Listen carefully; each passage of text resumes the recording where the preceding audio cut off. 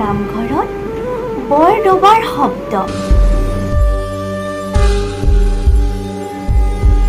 শুনচোন সেউতী, শুনচোন মালতী, কাৰেনো শিশুৱে কান্দে আজি কুসুম্বৰৰ বাটচৰাতি।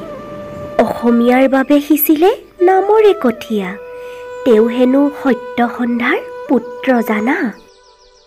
শিৰোমণি নামেৰে জগত জিনিলা, মহেন্দ্ৰ কন্দলীৰ টোলত পঢ়া শুনা কৰিলা। টোপনিত লালকাল বুঢ়ী আইৰ খেৰসুঁতীৰ বু, বৰলুইত পাৰ হয় সাঁতুৰি দেখোন। কীৰ্তন দশম ভাওনা খোলত তেওঁ ৰজন জনায়, হাতী মাৰি আকৌ ভুলুকাত ভৰাই।